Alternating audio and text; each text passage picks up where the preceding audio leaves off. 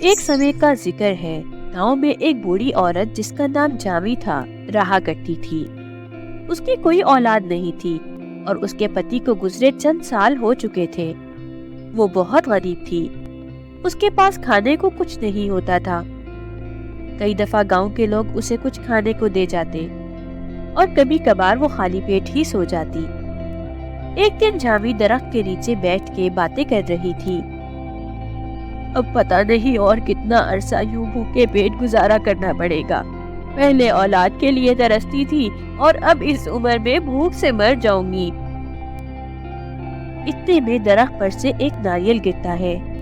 جاوی ناریل دیکھ کر بہت خوش ہوتی ہے اور اسے پی لیتی ہے۔ ناریل پی کر اسے کافی ٹھنڈک محسوس ہوتی۔ ارے واہ، اس کا پانی تو بہت میٹھا ہے۔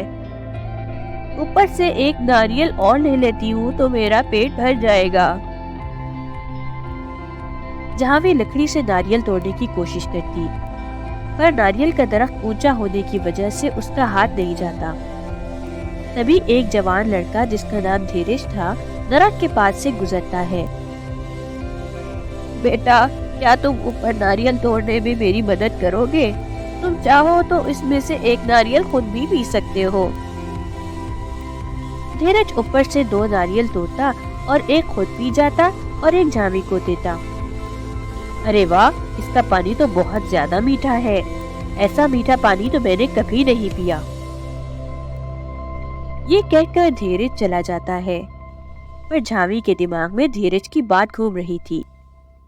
ہاں واقعی، اس کا پانی تو کافی زیادہ میٹھا ہے۔ اگر میں اس کو بیچوں تو مجھے کافی پیسے ملیں گے اور پھر مجھے بھوکے پیٹ نہیں سونا پڑے گا۔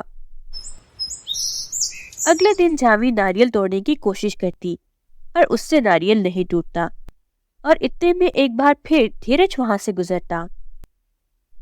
بیٹا، تم تو میرے لیے فرشتہ ہو۔ کیا تم پھر سے میری ناریل توڑنے میں مدد کرو گے؟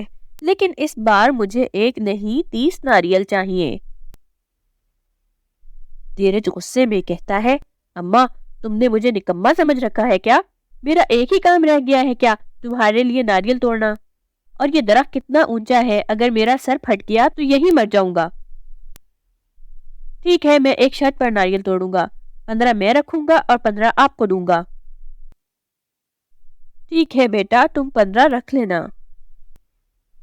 دھیرج درخت پر سے ناریل ایک ایک کر کے توڑ دیتا ہے، جس میں سے 15 وہ خود لے جاتا ہے۔ جاوی 15 ناریل لے کر سڑک کے کنارے بیٹھ جاتی ہے۔ اتنے میں 6 لڑکے آتے ہیں۔ اماں، 6 ناریل دینا۔ سب لڑکے ایک ایک ناریل پی لیتے ہیں۔ واہ، اس کا پانی تو بہت میٹھا ہے۔ اماں، 6 اور دے دو، اور یہ لو 600 روپے۔ جاوی کافی سال کے بعد اتنے پیسے دیکھ کر بہت خوش ہو جاتی ہے، اور اس کے دیکھتے ہی دیکھتے جاوی کے سارے ناریل بک جاتے۔ آج سکون سے روٹی کھا کے سو جاؤں گی اور کل سے پھر ناریل بیچ کر پیسے کماؤں گی۔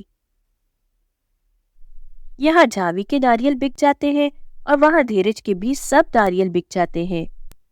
ارے واہ، اس ناریل سے تو میں بہت زیادہ پیسے کما سکتا ہوں۔ اس سے پہلے کہ وہ بڑھیا ناریل لے، میں رات میں جا کر سارے ناریل اتار لوں گا۔ ادھر جاوی کھانا کھا کر سو جاتی ہے اور ادھر دھیرج آدھی رات کو پیڑ پر چڑھتا ہے، پر وہ پیڑ کے اوپر نہیں چڑھ پاتا۔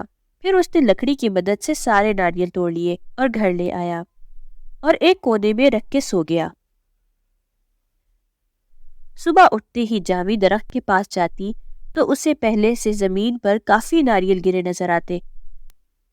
جاوی بہت حیران ہو جاتی۔ یہ کیا؟